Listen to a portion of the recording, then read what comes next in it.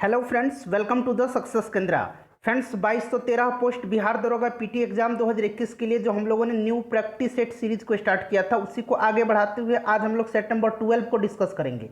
इससे पहले ऑलरेडी हम लोगों ने सेट नंबर 1 से लेकर के 11 तक को कवर कर लिया था। तो फ्रेंड्स, अगर आपने नहीं देखा है तो देख लीजिएगा। इन सभी वीडियोज़ का लिंक मैंने आज की इस वीडियो के डिस्क्रिप्शन बॉक्स में दे दिया है। चैनल पर अगर आप पहली बार आए हैं तो चैनल को सब्सक्राइब कर लीजिएगा, साथ ही साथ बेल आइकन को जरूर दबा लीजिएगा, ताकि जब भी बिहार दरोगा से संबंधित कोई भी इंपॉर्टेंट वीडियो अपलोड किया जाए तो उसका नोटिफिकेशन सबसे पहले आपके पास पहुंच जाए। तो चलिए फ्रेंड्स, बिना देरी किए हुए आज का सेशन स्टार्ट करते हैं। वीडियो को प्लीज़ लाइक और शेयर जरूर कर दीजिएगा। और फ्रेंड्स, आज का जो हमारा सेट है इसका कट ऑफ 75 रखा गया है। तो फ्रेंड्स, आज के सेशन का पहला क्वेश्चन देखिए। पहला क्वेश्चन है कि भारतीय संविधान के निम्नलिखित में से किस एक संशोधन द्वारा राष्ट्रपति को कोई भी मामला मंत्रिपरिषद द्वारा पुनर्विचार किए जाने के लिए वापस भेजने का अधिकार दिया गया है। काफ़ी इंपॉर्टेंट क्वेश्चन है फ्रेंड्स। आपको कोशिश करना है केवल 5 से 7 सेकंड के बीच में अपना आंसर चुन लेने के लिए। उसके बाद जो भी करेक्ट आंसर होगा पूरी डिटेल में मैं आपको बता दूंगा। तो देखिए फ्रेंड्स, करेक्ट आंसर जो हो जाएगा ये ऑप्शन नंबर डी हो जाएगा, 44वां संविधान संशोधन।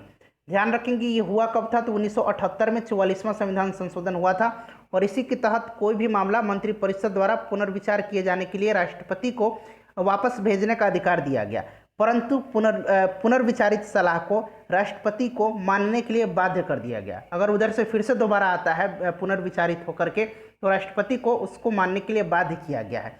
ये जो 44वां संविधान संशोधन था, इसके आधार पर जो है आंतरिक अशांति के स्थान पर सैन्य विद्रोह रखा गया। उसके बाद इसी के द्वारा जो है संपत्ति के अधिकार को मौलिक अधिकारों की सूची से हटा करके कानूनी अधिकार की सूची में रखा गया है। इन सभी बातों को आप ध्यान रखेंगे। दूसरा क्वेश्चन देखिएगा कि पंचायतों का संवैधानिक दर्जा प्रदान किया गया। तो देखिए फ्रेंड्स, पंचायतों को संवैधानिक दर्जा जो प्रदान किया गया है, ये किया गया है अनुच्छेद 243 के अंतर्गत। Option number B correct answer हो जाएगा। देखिए, इसमें पंचायत एवं नगर पालिका के गठन, संरचना, आरक्षण, शक्तियां, प्राधिकार एवं उत्तरदायित्व से संबंधित प्रावधान किया गया है अनुच्छेद 243 के अंतर्गत। उसके बाद नेक्स्ट क्वेश्चन हमारा है कि भारत के राष्ट्रपति व उपराष्ट्रपति के बाद खाली होने की स्थिति में जो व्यक्ति राष्ट्रपति के पद पर निर्वहन करेगा वह कौन है। अगर राष्ट्रपति का पद भी खाली है और उपराष्ट्रपति का भी है, तो उस स्थिति में जो होगा राष्ट्रपति के पद का निर्वहन कौन करेगा। तो फ्रेंड्स, ये कहता है भारत का मुख्य न्यायाधीश। ऑप्शन नंबर बी सही आंसर हो जाएगा। ध्यान रखेंगे, अभी तक जो है केवल एक बार मुख्य न्यायमूर्ति मोहम्मद हिदायतुल्लाह राष्ट्रपति के रूप में कार्य किए हैं, ये भी आप ध्यान रखेंगे। उसके बाद देखिएगा कि कौन सा मंत्रालय हर साल संसद से अलग से अपना बजट प्रस्तुत करता है। बताइए राइट आंसर इसमें से क्या हो जाएगा। तो देखिए, करेक्ट आंसर जो इनमें से हो जाएगा ऑप्शन नंबर डी हो जाएगा, इनमें से कोई नहीं। देखिए फ्रेंड्स, विलियम ऑकवर्थ, मैं यहाँ लिख देता हूँ विलियम ऑकवर्थ, ठीक है, ध्यान रखेंगे। विलियम ऑकवर्थ समिति की अनुशंसा पर 1924 से रेल बजट अलग से पेश होता था, परंतु 2016 से क्या हुआ कि अब इसको आम बजट में समाहित कर दिया गया है। आम बजट के साथ ही रेल बजट भी अब जारी किया जाता है। नेक्स्ट क्वेश्चन देखिएगा। अगला क्वेश्चन है कि डॉक्टर भीमराव अंबेडकर द्वारा किस अनुच्छेद को संविधान की आत्मा कहा गया है। तो आपको पता होगा यह है संवैधानिक उपचारों का अधिकार, आर्टिकल 32 को कहा गया है। और इसी 32 के तहत जो है उच्चतम न्यायालय को, सुप्रीम कोर्ट को 5 प्रकार के रिट जारी करने का अधिकार है। 5 प्रकार के रिट जारी करने का अधिकार प्रदान है। पटना उच्च न्यायालय की स्थापना कब हुई थी, तो 3 फरवरी 1916 को। 3 फरवरी 1916 को ऑप्शन नंबर ए सही आंसर इसका हो जाएगा। क्लियर है फ्रेंड्स। नेक्स्ट क्वेश्चन देखते हैं। अगला क्वेश्चन हमारा कि किस संस्था या मंत्रालय द्वारा डीकार्बोनाइजिंग ट्रांसपोर्ट ने इंडिया प्रोजेक्ट को लॉन्च किया है। बताइए राइट आंसर इसका क्या हो जाएगा। तो फ्रेंड्स, राइट आंसर इसका हो जाएगा NITI Aayog. Option number C correct answer हो जाएगा। वर्तमान में नीति आयोग के अध्यक्ष कौन है, ठीक है, प्रेसिडेंट कौन है नीति आयोग के, उनका नाम आप कमेंट करके जरा मुझे बता देंगे, ठीक है। अध्यक्ष का नाम मैं पूछ रहा हूँ, उपाध्यक्ष का नहीं। नेक्स्ट क्वेश्चन देखेंगे कि भारत में त्रिस्तरीय पंचायती राज प्रणाली का प्रस्ताव किसने किया था। तो फ्रेंड्स, ये किसने किया था, ये किया था बलवंत राय मेहता समिति के द्वारा। Option number A right answer इसका हो जाएगा। ध्यान रखेंगे, काफ़ी इंपॉर्टेंट है, ठीक है फ्रेंड्स। उसके बाद नेक्स्ट क्वेश्चन देखेंगे। अगला क्वेश्चन हमारा कि संवैधानिक प्रणाली के असफल हो जाने पर, देखिए फ्रेंड्स, जहां एक्सप्लेनेशन की आवश्यकता होगी, अगर मुझे लगेगा कि यहाँ बताना आपके लिए उचित रहेगा क्योंकि आपके लिए ये नया हो सकता है, वहाँ मैं अवश्य ही आपको बताऊँगा। लेकिन जो चीज़ पहले से आप जानते हैं वहाँ मैं समय व्यर्थ करना नहीं चाहता हूँ, ठीक है। तो देखिए, संवैधानिक प्रणाली के असफल हो जाने पर किसी राज्य में राष्ट्रपति शासन संविधान की किस धारा के अंतर्गत, अनुच्छेद भी यहाँ लिखा जा सकता है, किस अनुच्छेद के अंतर्गत लागू किया जाता है।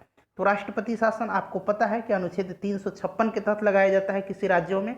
ध्यान से आप इसको याद रखेंगे। अच्छा, एक प्रश्न का आंसर आप कमेंट करेंगे, बिहार से संबंधित प्रश्न है कि बिहार में अब तक कितनी बार राष्ट्रपति शासन लगाया गया है, जरा मुझे आप संख्या लिख करके बता देंगे, ठीक है। चलिए नेक्स्ट क्वेश्चन। बाकी आपको पता है 352 में क्या है, 352 में क्या है फ्रेंड्स, बाह्य आक्रमण के समय जब लगाया जाता है। और उसके बाद जो है 360 में वित्तीय आपातकाल है। वित्तीय आपातकाल अब तक एक बार भी नहीं लगाया गया है। उसके बाद देखिएगा, संयुक्त राष्ट्र संघ के सदस्य देशों ने विश्व शांति तथा उसकी सुरक्षा की प्राथमिक जिम्मेदारी किसे सौंपी है। तो फ्रेंड्स ये किसे सौंपा गया है, ये सौंपा गया है सुरक्षा परिषद को। Option number C right answer हो जाएगा। सुरक्षा परिषद को दुनिया का पुलिस मैन भी कहा गया है, पुलिस मैन, ठीक है फ्रेंड्स। देखिए, सुरक्षा परिषद में टोटल कितने सदस्य होते हैं, तो टोटल 15 सदस्य होते हैं। इनमें से 5 जो होते हैं अस्थायी सदस्य होते हैं और 10 जो होते हैं ये अस्थायी सदस्य होते हैं, ठीक है फ्रेंड्स। ये 5 अस्थायी सदस्य का नाम आप ध्यान रखेंगे। इनमें है यूएसए, रूस, ब्रिटेन, फ्रांस और चीन। क्लियर। चलिए, इन्हीं के पास वीटो पावर है। ये जो 5 सुरक्षा परिषद के अस्थायी सदस्य हैं, इन्हीं के पास वीटो पावर है, ध्यान रखेंगे। उसके बाद देखिए, भारतीय राष्ट्रीय कांग्रेस का 1922 के अधिवेशन बिहार के किस शहर में हुआ था। तो 1922 का जो ये अधिवेशन हुआ था ये गया में हुआ था। और इसकी अध्यक्षता किसने किया था, तो चित्तरंजन दास ने किया था, ठीक है, देश बंधु चित्तरंजन दास ने। राइट आंसर हो जाएगा गया में। फ्रेंड्स, मुझे पूरी उम्मीद है कि सेशन आपको पसंद आ रहा है। प्लीज़ फ्रेंड्स वीडियो को लाइक जरूर किया करें। देखिए, हर वीडियो में मैं आपसे रिक्वेस्ट करता हूं और आप में से बहुत कम ऐसे लोग हैं जो वीडियो को लाइक करते हैं और वीडियो को शेयर करते हैं। खैर चलिए, कोई बात नहीं। उसके बाद नेक्स्ट क्वेश्चन देख लीजिएगा कि नीति आयोग द्वारा जारी आकांक्षी जिला डेल्टा रैंकिंग 2020 के तहत किस जिले को प्रथम स्थान प्राप्त हुआ है। बताइए राइट आंसर इसका क्या हो जाएगा। इंपॉर्टेंट क्वेश्चन है। तो देखिए फ्रेंड्स, करेक्ट आंसर जो हो जाएगा इसका ये बीजापुर हो जाएगा, ठीक है, बीजापुर है। नेक्स्ट क्वेश्चन देख लीजिए। अगला क्वेश्चन है हमारा कि राष्ट्रीय आय में निम्नलिखित में से किसको सम्मिलित नहीं किया जाता है। किनको सम्मिलित नहीं किया जाता है, तो भूमि का विक्रय जो है इसको सम्मिलित नहीं किया जाता है। ऑप्शन नंबर डी सही आंसर इसका हो जाएगा, ठीक है, ध्यान रखेंगे। उसके बाद हमारा अगला क्वेश्चन है कि भारत जैसे विकासशील देश के लिए लघु स्तरीय और कुटीर उद्योगों को मुख्यतः इसलिए प्रोत्साहित करना चाहिए क्योंकि वे, तो बताइए राइट आंसर इसका क्या हो जाएगा। क्योंकि वे अधिक रोजगार के अवसर उत्पन्न करते हैं, ठीक है, सही आंसर ऑप्शन नंबर बी हो जाएगा। देखिए, बहुत ही आसान इकोनॉमिक्स के प्रश्न हैं, आप इनको इजीली सॉल्व कर सकते हैं। देखिए, निम्न में से कौन मुद्रास्फीति से सर्वाधिक लाभ पाता है। पहले से इस प्रश्न को आप पढ़ते आ रहे हैं, तो राइट आंसर इसका क्या हो जाएगा। राइट आंसर इसका हो जाएगा ऋणी, ठीक है, ऑप्शन नंबर बी सही आंसर इसका हो जाएगा। क्वेश्चन नंबर 16 देखिएगा कि भारत की वर्तमान मुद्रा प्रणाली यानी कि मॉनेटरी सिस्टम आधारित है। इंपॉर्टेंट क्वेश्चन है। राइट आंसर हो जाएगा इसका न्यूनतम रिजर्व प्रणाली पर। ध्यान रखेंगे, न्यूनतम रिजर्व प्रणाली पर आधारित है। ऑप्शन नंबर डी सही आंसर इसका हो जाएगा। उसके बाद देखिए, कृषि एवं ग्रामीण विकास क्रियाओं को सभी प्रकार की साख आवश्यकताओं की पूर्ति करने वाली एकमात्र संस्था कौन सी है। तो फ्रेंड्स, ये जो संस्था है इसका नाम क्या है, इसका नाम है NABARD. Option number B right answer हो जाएगा। गोविंदा राजालू चिंताला वर्तमान में इसके चेयरपर्सन हैं।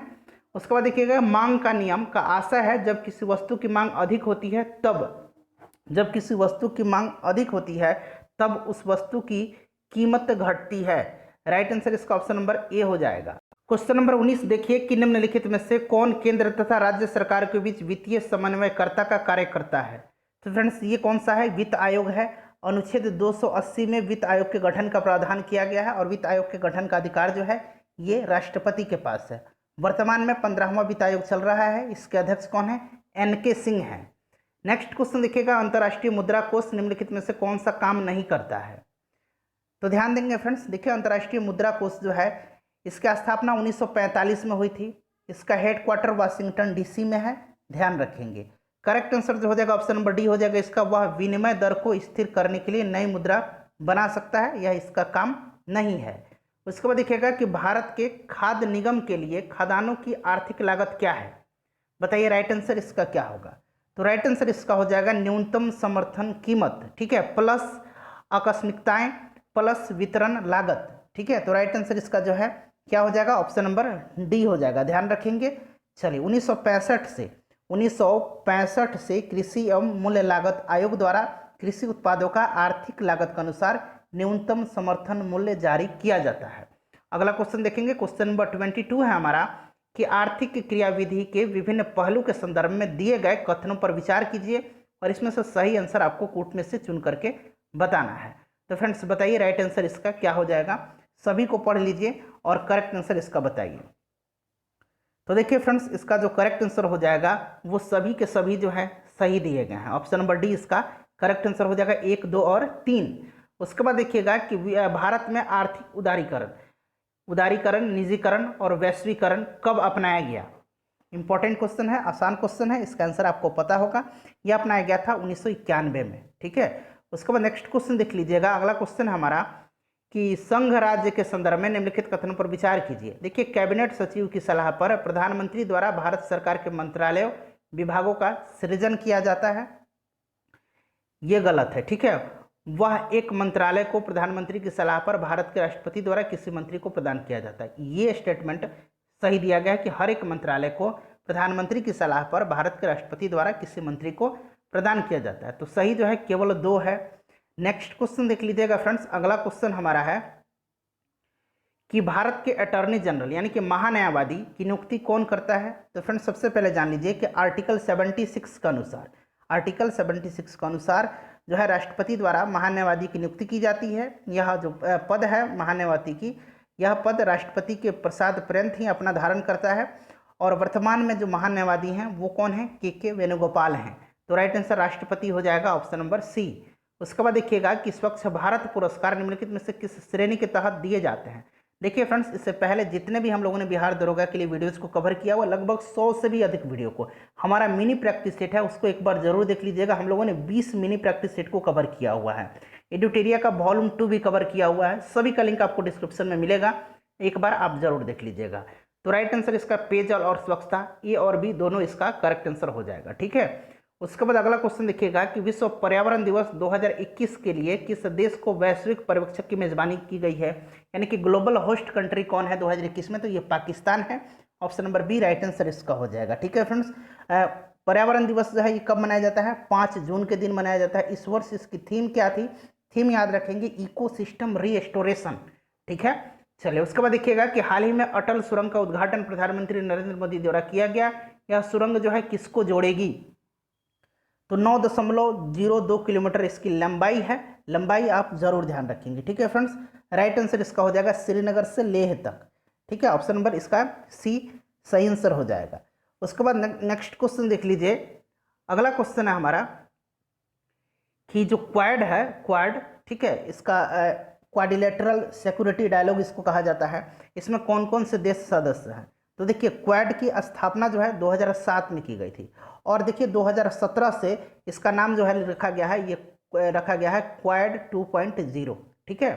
तो 2007 में इसका स्थापना की गई थी। इसमें भारत है, ऑस्ट्रेलिया है, जापान है और कौन सा एक देश है, यूएसए है, ठीक है। तो राइट आंसर इसका ऑप्शन नंबर सी हो जाएगा, ऑस्ट्रेलिया, अमेरिका, भारत और जापान। उसके बाद देखिए 2020 में भौतिकी में नोबेल पुरस्कार के आधे हिस्से को रेनहार्ड गेंजल को और एंड्रिया घेज को दिया गया, जबकि अन्य आधे को किस वैज्ञानिक को दिया गया। तो ये भौतिकी का नोबेल पुरस्कार दिया गया था रेनहार्ड गेंजल को, एंड्रिया घेज को, और किसको दिया गया था, रोजर पेनरोज को दिया गया था। तो राइट आंसर 30 का ऑप्शन नंबर ए हो जाएगा, ठीक है। ध्यान रखेंगे साहित्य में 2020 के नोबेल पुरस्कार के विजेता लुईस ग्लुक हैं, ऑप्शन नंबर ए सही आंसर हो जाएगा, लुईस ग्लुक। उसके बाद अगला क्वेश्चन देखिएगा कि आरबीआई के नए उप गवर्नर के रूप में किसे नियुक्त किया गया है। उप गवर्नर पूछा गया है डिप्टी गवर्नर के रूप में। तो सही आंसर इसका क्या हो जाएगा, ऑप्शन नंबर बी हो जाएगा, राजेश्वर राव को, ठीक है। वर्तमान में आरबीआई के गवर्नर कौन है, शक्तिकांत दास हैं। इनका क्रम याद रखेंगे, 25वें गवर्नर हैं आरबीआई के।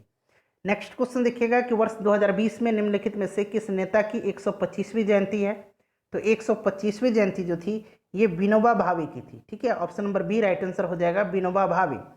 अगला क्वेश्चन देखेंगे। अगला क्वेश्चन है हमारा कि स्वस्थ उम्र बढ़ने का दशक खाली स्थान दिया गया है को अंतर्राष्ट्रीय वृद्धजन दिवस पर शुरू किया गया।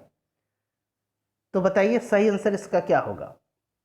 सही आंसर हो जाएगा 2020 से 2030 तक। उसके बाद देखिए रुद्रम, जिसका उड़ान परीक्षण DRDO के द्वारा सफलतापूर्वक किया गया वह क्या है? तो रुद्रम जो है यह air to surface anti radiation missile है। ऑप्शन नंबर डी सही आंसर इसका हो जाएगा, ध्यान रखेंगे। उसके बाद देखिए स्वामित्व योजना खाली स्थान दिया गया है, द्वारा शुरू की गई है। तो स्वामित्व योजना जो है यह राष्ट्रीय पंचायती राज दिवस के अवसर पर 24 अप्रैल को पंचायती राज दिवस मनाया जाता है। 24 अप्रैल 2020 को प्रधानमंत्री नरेंद्र मोदी जी के द्वारा किया गया था। ठीक है फ्रेंड्स, ध्यान रखेंगे। तो इसको जो है ये संबंधित है पंचायती राज मंत्रालय से। वर्तमान में मिनिस्टर ऑफ पंचायती राज कौन है? तो ये गिरिराज सिंह जी हैं, ध्यान रखेंगे, बिहार से बिलोंग करते हैं, इसलिए इंपॉर्टेंट है। उसके बाद देखिएगा प्रधानमंत्री द्वारा किसकी सभी जयंती पर उनके सम्मान में 100 रुपये के स्मारक सिक्का जारी किया गया? तो फ्रेंड्स ये किया गया था Vijaya Raje Scindia. Option number B जो होगा करेक्ट आंसर इसका हो जाएगा, ध्यान रखेंगे, काफ़ी इंपॉर्टेंट है। उसके बाद देखेंगे अगला क्वेश्चन कि अरुणाचल प्रदेश में नया ग्रीनफील्ड हवाई अड्डा कहाँ विकसित किया जाएगा? तो ये अरुणाचल प्रदेश की जो राजधानी है ईटानगर, वहाँ से 14 किलोमीटर दक्षिण में है Hollongi airport. Option number B right answer हो जाएगा होलोंगी एयरपोर्ट। अगला क्वेश्चन है हमारा कि अंतर्राष्ट्रीय ई कचरा दिवस, ठीक है, 2020 समारोह का फोकस क्या है? ध्यान रखेंगे अंतर्राष्ट्रीय ई कचरा दिवस मनाया कब जाता है? तो ये 14 अक्टूबर के दिन मनाया जाता है, ठीक है, ध्यान रखेंगे। और इसका जो फोकस था वो क्या था? तो राइट आंसर इसका हो जाएगा शिक्षा, ठीक है, ऑप्शन नंबर सी इंपॉर्टेंट है, ध्यान रखेंगे। विश्व छात्र दिवस किसकी जयंती पर मनाया जाता है? तो ये मनाया जाता है विश्व छात्र दिवस प्रत्येक वर्ष जो है ये मनाया जाता है 15 अक्टूबर के दिन, ठीक है। और ये मनाया जाता है भारत के पूर्व राष्ट्रपति डॉक्टर APJ अब्दुल कलाम के जयंती के अवसर पर। ऑप्शन नंबर बी सही आंसर इसका हो जाएगा। उसके बाद देखिएगा ऑपरेशन ग्रीन योजना का लक्ष्य निम्न में से किस फसल की आपूर्ति को स्थिर करना है? तो ये आलू, प्याज और टमाटर। ऑप्शन नंबर डी सही आंसर इसका हो जाएगा। वैश्विक भूख सूचकांक 2020 में भारत का स्थान क्या है? ग्लोबल हंगर इंडेक्स, इसमें भारत का स्थान जो है वो क्या है? तो वो 94 है। Option number C correct answer इसका हो जाएगा, ठीक है। टोटल 107 देशों की सूची में भारत का स्थान जो है वो 94 है, इसको भी आप ध्यान रखेंगे। उसके बाद देखिएगा कि बड़े राज्यों में विधानसभा चुनाव लड़ने वाले उम्मीदवारी द्वारा अधिकतम खर्च की गई जो नया सीमा है वो क्या है? देखिए बड़े राज्यों में पहले कितनी थी? तो बड़े राज्यों में पहले 28 लाख थी, अब इसको बढ़ा करके 30.80 लाख कर दिया गया है। छोटे राज्यों में पहले ये 20 लाख थी, अब 20 लाख से बढ़ा करके इसको 22 लाख कर दिया गया, ठीक है। वहीं अगर लोकसभा की बात करें तो लोकसभा का जो था बड़े राज्यों में 70 लाख था, तो इसको बढ़ा करके 77 लाख कर दिया गया है। और छोटे राज्यों में 54 लाख था, जिसको कि बढ़ा करके 59 लाख कर दिया गया है लोकसभा के लिए। उसके बाद देखिए निम्नलिखित में से कौन ग्लोबल वेल्थ रिपोर्ट जारी करता है? तो ये करता है क्रेडिट स्विस ग्रुप, जो कि स्विट्जरलैंड का एक वित्तीय सेवा कंपनी है, Credit Suisse group. Option number A सही आंसर इसका हो जाएगा। उसके बाद देखिएगा भारतीय खेल प्राधिकरण के नए क्षेत्रीय केंद्र का हाल ही में कहाँ पर उद्घाटन किया गया? तो ये उद्घाटन कहाँ पर किया गया है?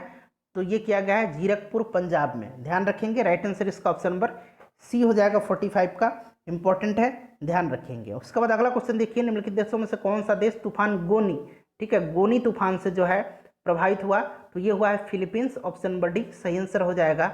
निम्नलिखित में से किस देश के राष्ट्रपति ने भारतीय सेना प्रमुख जनरल मनोज मुकुंद नरवाने को अपने देश का सेनाध्यक्ष का जो मानक पद है वो प्रदान किया है? तो ये नेपाल की राष्ट्रपति विद्या देवी भंडारी हैं, ध्यान रखेंगे। अगला क्वेश्चन देखिएगा कि किस IIT ने भारतीय ज्ञान प्रणाली के लिए उत्कृष्टता केंद्र को स्थापित किया जाएगा? किस IIT में? तो फ्रेंड्स ये किस IIT में किया जाएगा? काफ़ी इंपॉर्टेंट है, ध्यान रखेंगे। तो ये किया जाएगा खड़गपुर में, ठीक है, IIT खड़गपुर में। फारसी साप्ताहिक जो पत्रिका थी मिरात उल अखबार, ये 1822 में किसके द्वारा शुरू किया गया था? तो 1822 में शुरू किया गया था राजा राम मोहन राय के द्वारा। संवाद कौमुदी जो थी इसको 1821 ईस्वी में इन्होंने शुरू किया था। उसके बाद देखिएगा भारतीय राष्ट्रीय आंदोलन पर इंडियन स्ट्रगल नामक पुस्तक किसने लिखी है? तो इंडियन स्ट्रगल को लिखा है सुभाष चंद्र बोस ने। स्वराज मेरा जन्मसिद्ध अधिकार है और मैं इसे लेकर के रहूंगा, यह स्टेटमेंट तिलक ने सर्वप्रथम भारतीय राष्ट्रीय कांग्रेस के निम्नांकित अधिवेशन में व्यक्त किया था। तो इन्होंने यह स्टेटमेंट दिया था 1916 के लखनऊ अधिवेशन में, और इसकी अध्यक्षता किसने किया था? अंबिका चरण मजूमदार ने किया था, ठीक है फ्रेंड्स। इसी जो सम्मेलन था लखनऊ में, इसी सम्मेलन में कांग्रेस का जो नरम दल था और गरम दल था दोनों में एकता हुई, साथ ही साथ मुस्लिम लीग से भी समझौता हुआ था। अगला क्वेश्चन देखिएगा कि भारतीय राष्ट्रीय कांग्रेस की प्रथम महिला अध्यक्ष कौन थी? प्रथम महिला पूछा गया, प्रथम भारतीय महिला अगर पूछा जाता तो सरोजनी नायडू होती, लेकिन केवल प्रथम महिला अध्यक्ष पूछा गया है, तो ये हो जाएगा एनी बेसेंट। ध्यान रखेंगे फ्रेंड्स, इन्हीं बेसेंट ने 1917 का जो कोलकाता अधिवेशन हुआ था उसी की अध्यक्षता किया था इन्होंने। सरोजनी नायडू ने 1925 का जो कानपुर अधिवेशन हुआ था उसमें इन्होंने अध्यक्षता किया था। नेक्स्ट क्वेश्चन देखिए, गीता रहस्य नामक ग्रंथ किसके द्वारा लिखा गया है? तो ये लिखा गया बाल गंगाधर तिलक के द्वारा, ध्यान रखेंगे। उसके बाद देखिए, गौतम बुद्ध ने अपनी मृत्यु के उपरांत बौद्ध संघ के नेतृत्व के लिए इनमें से किसे नामित किया था? तो ये नामित किया था किसको, बताइए। तो देखिए फ्रेंड्स, राइट आंसर जो हो जाएगा इनमें से कोई नहीं हो जाएगा, ठीक है। ऑप्शन नंबर डी इसका करेक्ट आंसर इसका हो जाएगा, इंपॉर्टेंट है, ध्यान रखेंगे। देखिए वैसे गौतम बुद्ध के जो शिष्य थे, जो करीबी थे, उसमें आनंद थे, उपाली थे, ये सभी जो है काफ़ी इनके करीब थे, लेकिन इन्होंने जो है इसमें से कोई नहीं इसका करेक्ट आंसर हो जाएगा। उसके बाद देखिएगा, मेगास्थनीज का आगमन जो है किसके काल में हुआ था? तो मेगास्थनीज जो आया था ये आया था चंद्रगुप्त मौर्य के दरबार में, ठीक है, ध्यान रखेंगे। Right answer option number A हो जाएगा। उसके बाद देखिए, राजराजेश्वर मंदिर, इसको जो है ना बृहदेश्वर मंदिर भी कहा जाता है। राजराजेश्वर मंदिर का निर्माण जो है किसने करवाया है? तो इसका निर्माण करवाया है चोल वंश के राजा राजराज प्रथम ने। राजराज प्रथम जो था ये शैव धर्म का अनुयायी था और इसने तंजौर में बृहदेश्वर मंदिर यानी कि राजराजेश्वर मंदिर का निर्माण करवाया था और ये भगवान शिव को समर्पित है। ऑप्शन नंबर बी सही आंसर हो जाएगा। उसके बाद देखिए, दासों की देखरेख के लिए एक अलग विभाग की स्थापना करने वाला सुल्तान कौन था? तो ये सुल्तान कौन था, बताइए। तो दासों की देखरेख के लिए कौन सा विभाग स्थापित किया गया था? तो दीवाने बंदगान, ठीक है, दीवाने बंदगान। और ये किसने किया था फ्रेंड्स? तो ये क्या था, फिरोज तुगलक ने। Option number A right answer हो जाएगा। बहावी आंदोलन का मुख्य लक्ष्य क्या था? बहावी आंदोलन का मुख्य केंद्र कौन सा शहर था? तो पटना था। बहावी आंदोलन पहला मुस्लिम धर्म सुधार आंदोलन था और सैयद अहमद बरेलवी जो थे इसके नेतृत्व करता थे। देखिए फ्रेंड्स, जो हमारा बीपीएससी का जो नया हम लोगों ने क्लास स्टार्ट किया है उसको आप सभी लोग जरूर करेंगे, चाहे वो दरोगा के कैंडिडेट हो, लेकिन आपके लिए काफ़ी इंपॉर्टेंट है वो, ठीक है। तो देखिए राइट आंसर जो है 58 का क्या हो जाएगा कि इस्लाम का शुद्धिकरण। उसके बाद देखिएगा कि जयप्रकाश नारायण किस आंदोलन से संबंधित थे? तो जयप्रकाश नारायण जो थे ये किस आंदोलन से संबंधित थे? तो सही आंसर हो जाएगा भारत छोड़ो आंदोलन, ठीक है, ध्यान रखेंगे। संपूर्ण क्रांति का इनको जनक कहा जाता है, लोकनायक के नाम से इनको जाना जाता है। साबरमती आश्रम की स्थापना महात्मा गांधी के द्वारा कब की गई थी? तो देखिए कहीं कहीं 1915 भी लिखा मिलेगा आपको, कहीं कहीं 1916 भी लिखा मिलेगा, तो ऑप्शन में इतना क्लोज नहीं रहेगा। तो आप ध्यान रखेंगे 1915 में इन्होंने जो है साबरमती आश्रम की स्थापना किया था। कहीं आपको 1916 भी आपको लिखा मिल जाएगा। जनरल डायर को किसने गोली मारी थी? तो जनरल डायर को उधम सिंह ने गोली मारा था लंदन में 1940 को। 1940 में उधम सिंह ने जो है लंदन में जनरल डायर को गोली मारा था। उसके बाद देखिएगा कि कैबिनेट मिशन की अध्यक्षता किसके द्वारा की गई थी? कैबिनेट मिशन जो है यह 1946 में भारत आया था। उस समय वायसराय लॉर्ड बेबल था, ठीक है, और इसके अध्यक्ष थे कौन? तो लॉर्ड पैंथिक लॉरेंस थे, ठीक है, और इसके दो और सदस्य थे, स्टेफोर्ड क्रिप्स और एवी अलेक्जेंडर। नाम ध्यान रखेंगे, 3 सदस्य थे। भारत छोड़ो आंदोलन का नेतृत्व किया था महात्मा गांधी ने। यह आंदोलन शुरू कब हुआ था? तो फ्रेंड्स देखिए, भारत छोड़ो आंदोलन जो है यह शुरू हुआ था 8 अगस्त 1942 को। बम्बई का जो ग्वालियर टैंक मैदान है यहीं से गांधी जी के नेतृत्व में भारत छोड़ो आंदोलन का प्रस्ताव स्वीकार किया गया और 9 अगस्त को इसे शुरू करने का निर्णय लिया गया, ठीक है, 9 अगस्त को यह शुरू कर दिया गया। उसके बाद देखिएगा कि निम्नलिखित में से कौन सुमेलित नहीं है? तो इसमें से सुमेलित कौन सा नहीं है? तो देखिए ये जो एंटवर्प जो है ना, यह कागज उद्योग के लिए फेमस नहीं है। एंटवर्प जो है यह हीरा उद्योग के लिए है, हीरा उद्योग। एंटवर्प है कहाँ? बेल्जियम में है, ठीक है। ये सैम्पन वो बोर्डो कहाँ है? सैम्पन और बोर्डो जो है ये फ्रांस में है। ओटावा जो है ये कनाडा में है। मैराकैबो जो है ये कहाँ है? तो ये वेनेजुएला में है, ठीक है, सबको ध्यान रखेंगे। उसके बाद देखिएगा कि निम्नलिखित में से कौन सा देश से मकर रेखा नहीं गुजरती है? तो 23.5 डिग्री दक्षिणी अक्षांश को मकर रेखा कहा जाता है। 23.5 डिग्री दक्षिणी अक्षांश को मकर रेखा कहा जाता है। और यह जो है किस देश से इसमें से नहीं गुजरती है? तो लेसेथो से होकर के नहीं गुजरती है, ध्यान रखेंगे। Mozambique, Argentina, Madagascar, Chile, Australia, Namibia, Botswana, South Africa, Brazil और पराग्वे से होकर के यह गुजरती है। उसके बाद देखिए लेमरू हाथी रिजर्व कहाँ है? तो यह है छत्तीसगढ़ में, ठीक है, ध्यान रखेंगे। Option number A right answer हो जाएगा। राष्ट्रीय गन्ना प्रजनन केंद्र यह तमिलनाडु के कोयम्बटूर में है। ऑप्शन नंबर सी सही आंसर हो जाएगा। 68 नंबर देखिए, यहाँ सुधार कीजिएगा, हिंडकल परियोजना, ठीक है, ये जो हिंडकल परियोजना है ये किस राज्य में है? तो ये कर्नाटक में है। Option number A right answer हो जाएगा, घाट प्रभा नदी पर। उसके बाद देखिएगा निम्न में से किस राज्य की सीमा बांग्लादेश से नहीं लगती है? तो बांग्लादेश से किसकी सीमा मिलती है? देखिए फ्रेंड्स, बांग्लादेश से जो है असम, मेघालय, मिजोरम, पश्चिम बंगाल और त्रिपुरा, ध्यान रखेंगे ये 5 राज्यों की सीमा जो है ये बांग्लादेश से मिलती है। इसमें से जो है मणिपुर की सीमा नहीं मिलती है। भारत द्वारा निर्मित चाबहार बंदरगाह किस देश में स्थित है? चाबहार जो है ये ईरान में है, आपको पता होगा। उसके बाद नेक्स्ट क्वेश्चन हमारा कि डायनासोर थे, डायनासोर जो थे ये थे मेसोजोइक युग से संबंधित। ऑप्शन नंबर ए सही आंसर हो जाएगा। जाग्रोस पर्वत श्रेणी किस देश में स्थित है? तो जाग्रोस पर्वत श्रेणी जो है यह कहाँ है? ईरान में है। उसके बाद देखिए अगला क्वेश्चन है कि ग्रीन हाउस गैसों की संकल्पना किसने की थी?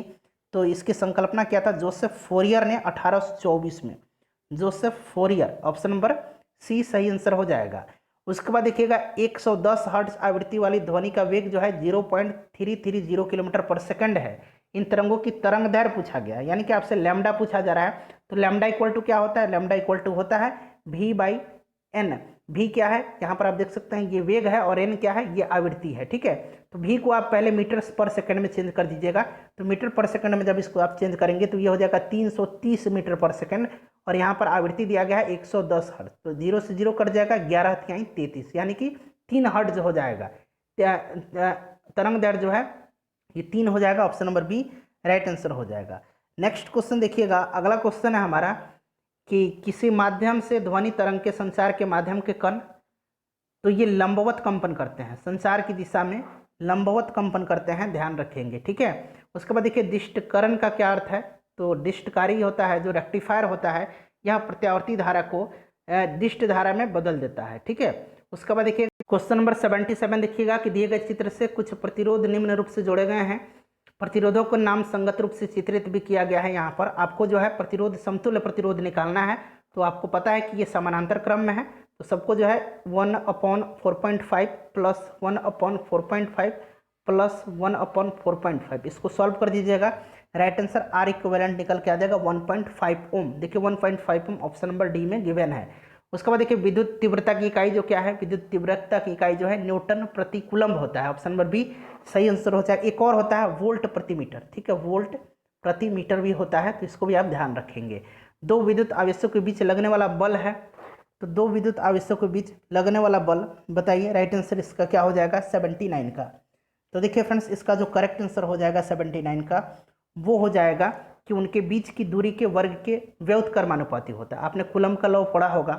नेक्स्ट क्वेश्चन देखिएगा कि तरंग दैर्घ्य बढ़ने पर अपवर्तनांक, तरंग दैर्घ्य बढ़ने पर अपवर्तनांक जो होता है यह घटता है, ध्यान रखेंगे। 81 नंबर देखिए कि नायलॉन बनाने में प्रयुक्त एक कच्चा पदार्थ कौन सा है?